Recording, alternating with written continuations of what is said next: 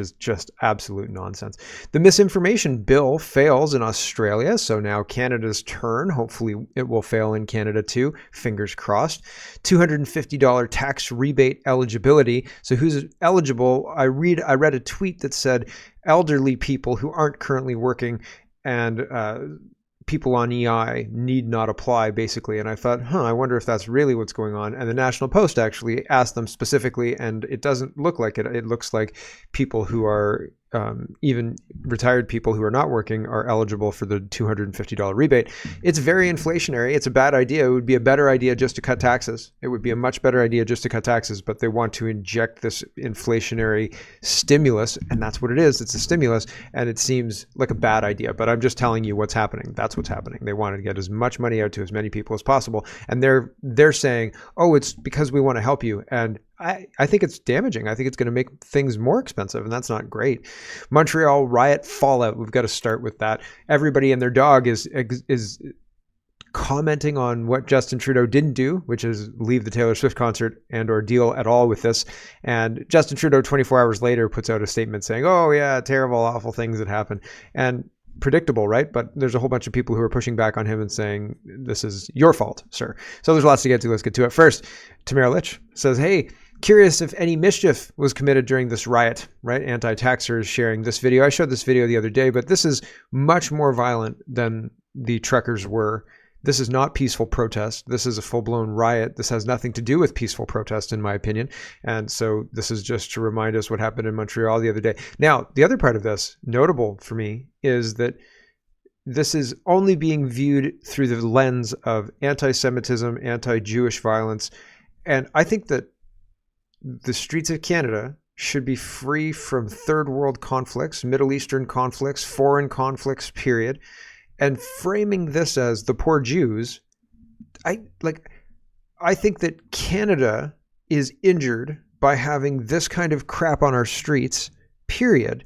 And I don't know that we necessarily need to highlight the targeted victims in this. Just the fact that we have a full-blown riot with smoke bombs and people calling for war and intifada and all the rest of this crap, that's enough to make the case. But they go further than that, and I think it's I think that it puts too fine a point on it, and I think that it masks the damage done to Canada in favor of highlighting the damage done to the targeted group.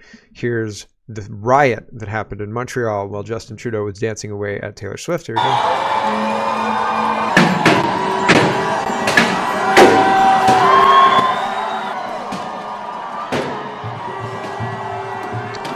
There are people trying to break doors with bottles and hammers and all sorts of other things. Broom handles, flags.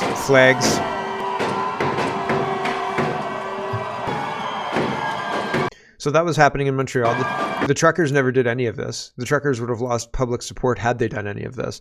These people are not being, they're being condemned, but they're not looking for 10 years for this guy's mischief of smashing this door. And yet they just said Pat King is guilty, and it's nonsense. Like, the guilty verdict is nonsense.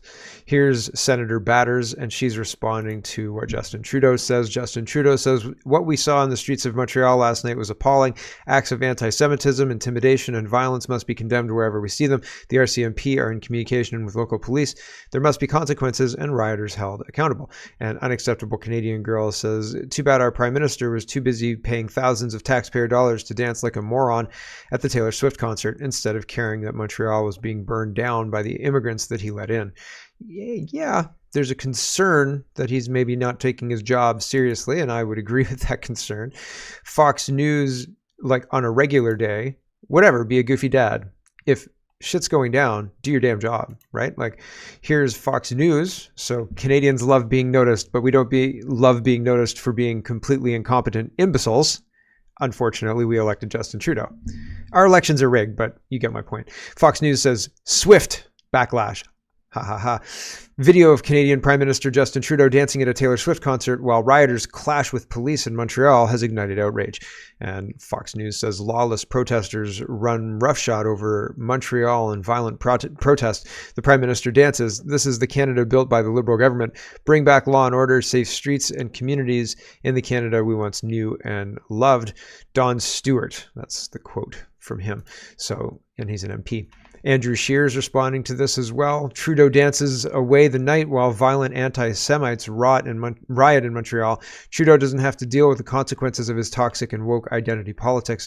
He's caused division and allowed hateful groups to incite violence and riot through the streets. He has degraded the things that used to unite us, like Canada's national identity and our history. Elites like him never feel the effects of the chaos they cause, but the common people do. So let's all remember this all the way until the next election, when we can finally put an end to his disastrous term. So we've got a side-by-side of Montreal having rioters break windows with hammers and other items, flagpoles and things like that, while Trudeau's dancing away, right? People are upset. Ryan O'Connor is highlighting this. Yara says, I'm horrified by the violence that has unfolded today at university campuses and down the streets of Montreal. Municipalities and local police must address this reckless lawlessness and intimidation. This is not peaceful. This is not freedom of expression. This is incitement and harassment, and it must stop. And Ryan O'Connor says, cabinet minister who accused peaceful truckers of being bigots and who supported freezing their bank accounts without judicial authorization oddly won't call for the same punishment for actual bigot property destroying Montreal rioters.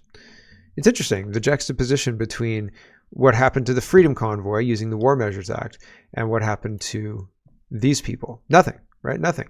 Anthony Housefather says, Canada's streets need to be safe. Law and order needs to apply. I've asked our public safety minister to convene a meeting with his provincial counterparts to focus on how the federal and provincial governments can work together to help cities deal with hate on their streets. This is going to be used. I make the point in the next tweet, but this is going to be used to justify further crackdowns. They claim that this is me talking on Twitter. They claim that our streets need to be safe, but they encourage and pay for the pro-Hamas groups and the rail blockades and the BLM guys and the statue destroyers. Do you know who they stopped with the War Measures Act? Peaceful Canadians who don't want to take an experimental shot to keep their jobs. That's who. Housefather is a traitor like all the others, all 338. He'll use this Montreal incident to justify further laws to limit Canadian speech, and it won't do a single thing to help anyone except the traitors in government. So, like, my hypothesis on this, to expand just a little bit further, is that they being Housefather and Trudeau, I mean, look at what Trudeau was actively doing while this riot was happening. He was dancing at a Taylor Swift concert. And so he didn't take this seriously. He didn't care enough about it to stop his evening at the Taylor Swift concert. He ignored it in order to prioritize himself, right? And they're going to now use this incident to say, we need to crack down on hate speech. We need to crack down on protests. We need to crack down on this and that. It'll be just like what they did with the guns. We're seeing an increase in gun crime in Toronto. So in order to address it, they ignore the cause of it, which is illegal guns coming across the border, and they pass gun grab laws to go after legal gun owners, and they make it nearly impossible to become a legal gun owner, right? And so it's one of those things where they take this situation, they know the situation's happening, maybe they even paid for this situation through the funding of NGOs who do all these kind of things on the ground, right? So maybe we're even paying for it. When it happens, they ignore it. After it happens, they condemn it. And they say, we need to absolutely 100% take all of the ability for this to happen again away. And then instead of actually addressing the problem, they crack down on the internet, right? No more whatever on the internet because of this. No more blah because this led to that, right? They'll justify it and use the incident. And it's very, very frustrating. And it just seems like the pattern is recognizable at this point. Mel Jolie says those who spread hate and anti-Semitism, use violence, loot, and destroy property must be condemned and held accountable. Rioting is not peaceful protest and has no place in Montreal or anywhere in Canada. Why did they let it happen for so long? Why were they allowing it to go on all night? Weird, right? Like it's not peaceful protest. It's a riot. And there are laws that say, like, we're going to split up this riot. This has become a riot now, right? Like, why did they let it go on? Because they want that chaos, and then they can bring order from that chaos. That's the point. Raquel Dancho, who is an MP, I usually really like her. I don't know, again, what I was saying at the top applies here, I think. Dominic LeBlanc, who's the Liberal MP, who a lot of people say he's the guy with the blotchy red face. He looks drunk all the time. And a lot of people say that he's in line to be the leader. I don't think he'd win a leadership race, but whatever, maybe I'm wrong. Dominic LeBlanc, he doesn't have yellow teeth, but he looks like a drunkard. So, and he's got a big bulbous nose. So, and not to say that that's not to say that would exclude him, but his look matters. And yeah, I don't know. I don't think that he'd win. I don't think he'd win in the leadership race.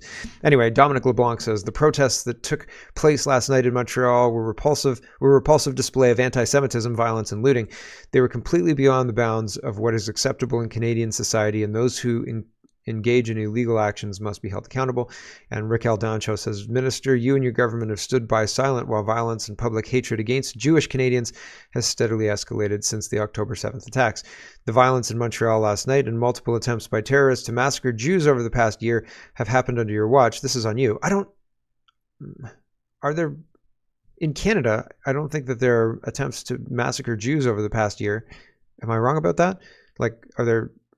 Has that been happening in Canada? Have there been lots and lots of people trying to massacre Jews? The use of the language just stands out to me. It seems odd. My hypothesis on this whole thing is, first, you have to understand, once they open the door on speech laws on the internet, then the door is open and you can say, well, this speech falls under anti-Semitism, for example, right? And so we have to limit that speech because it's anti-Semitic. And now we have laws that say this anti-Semitic speech needs to be limited. And so once you've opened the door, now it can be if anti-Semitic speech needs to be limited, well, Islamophobic speech needs to be limited too.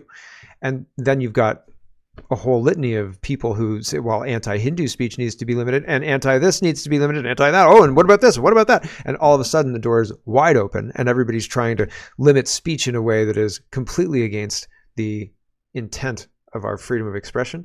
And so we're in a lot of trouble because I think that the Conservatives, the reason I talked about it at the beginning of the show and the reason that I'm highlighting it here is because I think they're going to use this anti-Semitism thing, saying these people are evil anti-Semites. They're going to use that to backdoor the language laws onto the internet. I think that's how this next phase is going to work. And so it would be difficult to argue with a regular, average, everyday, normie that's a dangerous, slippery slope that they probably don't want to go down. They won't see it. They'll say, well, what, you hate Jews? Right? And it's like, well, hold on. It's not about that. It's about the free speech being whittled away for these justifications, for these people claiming victimhood, for these politicians ascribing victimhood. And it seems like all we need is, we don't want riots on our streets. Do your job, police officers, to stop these riots on the streets with the guys with the hammers and the people breaking windows and stuff. Stop it. Stop those things because they're illegal. You can't just do that. If I walked downtown Guelph and started breaking windows, people would be like, hey, hold on, buddy. If me and 25 friends started breaking windows for whatever purpose, people would say, hold on, buddy, you can't do that, right? And yet these guys are okay. Putting on black whatever and waving Palestinian flags. Now it's okay to break windows because they're protesting? Nuh-uh. Nope. So this whole thing, it's red flags galore for me. Galore. Red flags galore. Because they're saying, oh my gosh, the violence in Montreal last night and multiple attempts of terrorists to massacre Jews, right? I don't know. The whole thing, red flag, red flag, red flag. Mark Miller says, the right to protest doesn't include any right to riot or spray anti-Semitic hate. The violence that took place last night in Montreal needs to be dealt with swiftly and the perpetrators held fully accountable. With a mischief charge or anything? I haven't seen anything that anybody's been collected up or anything like that. Natasha says, do you think anyone is still falling for your virtue signaling garbage at this point? Last night, the fanatic pro-Hamas invaders that you and your ilk have mass imported into Canada rioted. In your rioting, there was arson, smashed windows, violence, and chaos. Meanwhile, your dear leader and Bray Buff buddy was busy dancing at a concert meant for teenage girls. What were you doing yesterday? You were posting gleefully about our ideologically captured courts persecuting your political critics for peacefully protesting. Pat King took a stand against 23 months of medical tyranny led by the most corrupt and nefarious government in Canada and Canadian history. He's a hero. Your unnecessary medical totalitarianism destroyed Canada. You, your fellow Liberals, and the NDP parasites will go down as the worst politicians this country has ever seen. Your riding is being physically destroyed under your watch. If you had any shame, Mark Miller, you would resign. No contempt for your people is ever enough. And so, yeah, he's talking about the same thing, right? How dare they spew anti-Semitic hate? How dare they break our windows? How dare they riot like that in our streets? How dare the police let them? Like, way to focus on, like, way to miss the point, guys. Here's Danielle Smith, and she's responding to Pierre Poilievre. Poilievre, I'll read in the next in the next tweet. Poilievre says, Danielle Smith says, 9 years of Trudeau and the nation has never been more divided. It's time for Canadians to get the opportunity to vote and change direction of this country for the better. Fingers crossed. Pierre Poilievre says, you act surprised. He's responding to Justin Trudeau's, what we saw in the streets of Montreal last night was appalling, okay? He says, you sound surprised. We are reaping what you sowed. This is what happens when a prime minister spends 9 years pushing toxic woke identity politics, dividing and subdividing people by race, gender, vaccine status, religion, region, age, wealth, etc. On top of driving people apart, you systemically break what used to bring us together, saying Canada is a post-national state with no core identity. You erased our veterans and military, the famous Five, and even Terry Fox from our passport to replace them with meaningless squirrels, snowflakes, and a drawing of yourself swimming as a boy. You opened the borders to terrorists and lawbreakers and called anyone who questioned it racist. You sent your MPs to say one thing in a mosque and the opposite in a synagogue, and one thing in a mandir and the opposite in a gurdwara. You have made Canada a playground for foreign reference. Did he say a church? You've made Canada a playground for foreign interference. You allowed Iran's IRGC terrorists to illegally operate here for 4 years after they murdered 55 of our citizens in a major unprovoked attack. You passed laws that release rampant offenders from prison within hours of their 80th arrest. And what's the result? Assassinations on Canadian soil, firebombings of synagogues, churches? Extreme violence against manders and gurdwaras. Over 100 churches burned. Oh, there we go. Or vandalized with barely any condemnation from you, all for a total 251% more hate crime. And while you were dancing, Montreal was burning. We won't let you divide us anymore. Call an election now. We will fire you and reclaim our citizenship, our values, our lives, our freedom, and most of all, our country. So there you go. That's what Poilievre says. And using the most recent incident to make political hay, right? And attack his political opponent. And do you believe him? Do you believe that he will be able to restore Canada to its former 2014 glory-ish? We'll see. I don't know. We'll see. Paul Mitchell is highlighting this Commons deadlock. So what's happening in the House of Commons currently is there's no business that can pass because the Conservatives are pushing for the Liberals to release papers, documentation that the House has requested and the Liberals have refused so far to release. And so the Conservatives say nothing will pass until this is done. And they have the support of the NDP and the Bloc. So that's deadlocked Parliament at this point in time. But the NDP are going to open Parliament for one day to pass this $250 check thing, which we're going to talk about in a second. And the GST holiday that is already in play in quite a lot of provinces. Really. So done by the provincial governments over the upset of Ottawa. Like they don't want the provinces to do what they've done. Scott Moe's told Ottawa to get bent with their carbon tax on heating. So has Danielle Smith. And I don't know why Doug Ford hasn't. So I don't know. I don't get it. Anyway, Paul Mitchell is responding to this. The Commons deadlock could trigger government cash crunch and get in the way of other House deadlines. And this just makes me howl. Like Chrystia Freeland's, in my mind, she always looks like that, except she's wearing a red dress, right? Like she's got a terrible like look on her face. It's quite funny. Anyway, so Paul says, keep everything gridlocked, please. Fingers crossed. Yes, that's the best. That would be the best outcome at this point in time if we could have a gridlock Parliament until an election and the Liberals get like fifth party status, sixth party status, no status at all. Right? That would be good. Anyway, keep everything gridlocked in Parliament until the Liberals run out of time. Gridlock prevents more harmful liberal bills like C-63, the online harms bill, from becoming law. The most important order of business for Canada is to fire the Trudeau Liberal regime, call an election. Yep. That's pretty much what people want, right? Mr. Bill says a person who makes $145,000 a year will get a check for $250, but a senior on a fixed income who didn't work will get nothing. You can't fix stupid. So the National Post actually called about this, and it's highlighted here. So we'll just talk about who's eligible. I think the National Post is saying that people who are on EI or people who are on who are on old age pension or anything like, that are eligible. That's how I understood it, but I could be wrong. Here is the National Post. It says, who is eligible to receive the $250 tax rebate? Canadians, whether full-time or part-time employees, self-employed or unemployed, who earned less than $150,000 in net individual income are eligible for the tax-free rebate. They need to have filed their 2023 tax return by December 31st, 2024. Within the tax return filing, they must have claimed the tax credit for any Canada pension plan for Quebec pension plan contributions, and also claim the tax credit for any employment insurance or Quebec parental insurance plan premiums on employment or self-employment earnings. Any income from EI or QPIP benefits must be reported. The Working Canadians rebate, as the name seems to imply, the pensioners should not expect the rebate unless they work while on pension. Readers who are self-employed and don't pay into EI have also expressed concerns about eligibility. The National Post reached out to Ottawa for clarification. A Department of Finance official responded in an email late Friday saying, it, quote, "It is absolutely wrong to think that no pensioners or self-employed workers will get the Working Canadians rebate. In order to qualify, you just need to have made less than $150,000 in net income in 2023. So if your tax return has less than $150,000 in income, then you qualify and you should get that money.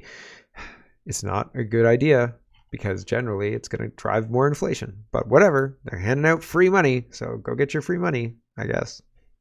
It's insane. It's absolutely insane. Vicegrad says a new climate deal has been struck at the United Nations Climate Summit in Baku. So right now they're at COP29. Is that? Yeah, so COP29 is in the background. You can see the COP29 branding. Baku, Azerbaijan. And where's Gelbo? He's in there somewhere.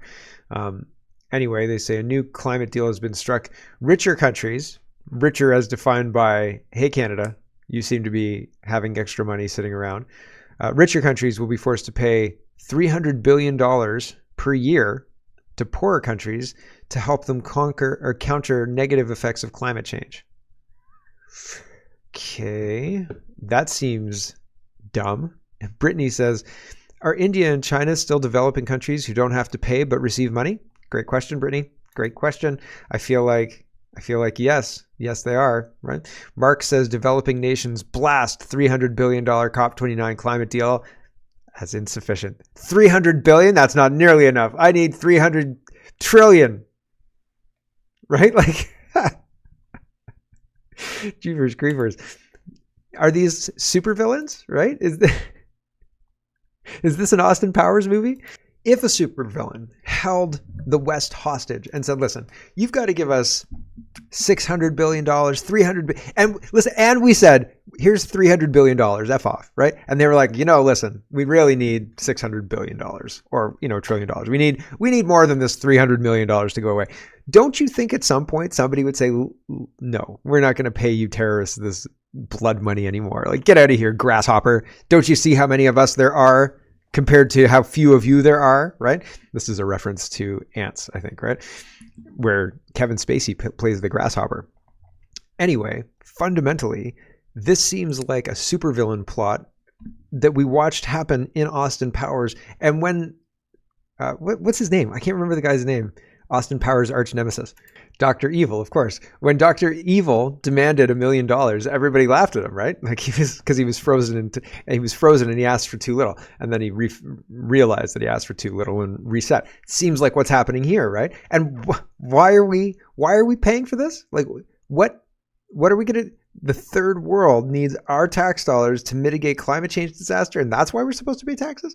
I thought that this whole tax dollars was supposed to stop us from blowing through the 2% or 2 degree change or whatever the heck that they're nonsense that they're trying to sell these days. The whole thing is bunk, and we're getting taken for a ride. And it's more like a plot to an Austin Powers movie or a Cobra plot that G.I. Joe is supposed to thwart within the comfortable half hour with commercials, right? Like, come on. Like, this is not serious. We're $300 billion. Sorry, everyone. We're being extorted for $300 billion. So no social programs this year, maybe next year. Right? Like, I don't think so. But here we are, and everybody's real happy about it because we're going to save the planet and stuff. Bullshit. Oh, okay, let's move on. Elections and related stories. Jagmeet Singh is wanting to become the prime minister. And it's funny because he gets called out by Vasi Kapoulis in the next clip for what he's saying in this tweet. Jagmeet Singh says, last week, we pushed the Liberal government to eliminate GST from the essentials you depend on. He's taking credit for this, but I haven't seen any evidence that Jagmeet Singh was the reason that the Liberals made the change that they've made. So I don't believe them. And him taking credit for it doesn't mean that he actually was the reason, right? He says, we put it out in public, and then they came back with doing it and giving away $250, and we're going to support them. I don't think that is the negotiation that Jagmeet thinks it was. Anyway, this week, the Liberals caved into our demands, temporarily getting rid of the GST. Their demands were to get rid of it completely. They didn't cave to your demands, Jagmeet Singh. Temporarily getting rid of the GST off of essential items. It's a step in the right direction, but we're not going to stop fighting.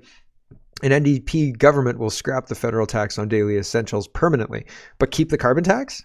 Fools. Absolute idiocy. Absolute idiocy. Here is Ryan Garrison, and he is highlighting this clip with Vasi Kapoulis holding the NDP accountable and saying basically, why not?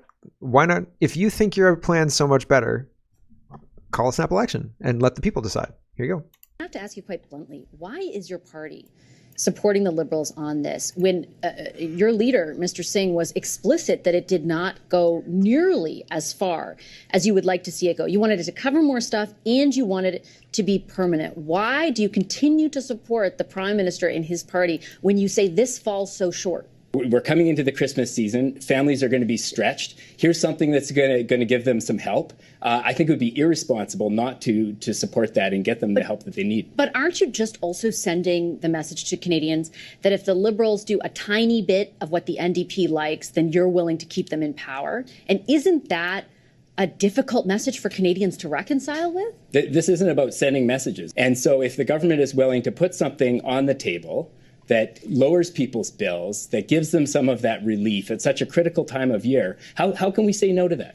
Because today, actually, in a way, Mr. Singh did. He said, when I'm prime minister, I will make it permanent. Sure, absolutely. He could be prime minister if your party was willing to force an election, but you're unwilling to because you don't think he's going to be prime minister, I think. Coming into Christmas, I think the question, whether Canadians want an election at Christmas or they want $250 and a cut to the GST on things like kids' clothes. Do you really think they're willing to trade the opportunity to get rid of a prime minister that your leader says is a total failure for $250? There's absolutely going to be an election, and Canadians are going to have a chance to voice their opinion at the polls. Our leader willing to trade the This question wins the argument, wins the whole segment. Like, if somebody said right now, we can get rid of Justin Trudeau for $250, you in?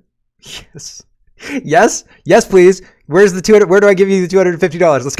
Let's go. Let's do this thing, right? Like, this guy misses the point. Kids' clothes. Do you really think they're willing to trade the opportunity to get rid of a prime minister that your leader says is a total failure for $250? There's absolutely right away, right straight to jail right now. Let's do it. Here is an election is coming up in Nova Scotia, and apparently, I think it's Tim Houston is on track to be reelected. Abacus data, if you believe the polls, which I don't, but the polls are to influence public opinion. It says 48%. +3. Abacus data has Nova Scotia PCs headed for a landslide win, bucking the anti-incumbency trend. We'll see. We'll see how that plays out, but that's not that surprising, really, honestly. I remember during COVID, people wanted Tim Houston in, and he won a big victory during that period of time. And then I think that the people were upset with some of his policies right at the tail end of COVID, but then everybody went with the kind of weird quasi COVID's very dangerous, but we're not going to do anything about it policies that we've got now, which is nonsense because it doesn't address any of the nonsense that we were told during COVID and doesn't address any of the lies we were told and so on and so forth. But that's why we're in the holding pattern. Anyway, I digress. This is a landslide victory, or projected to be a landslide victory for Houston. And we'll see. We'll see. I'll let you know when it's all said and done. Danielle. Hello, everyone. Thanks very much for watching.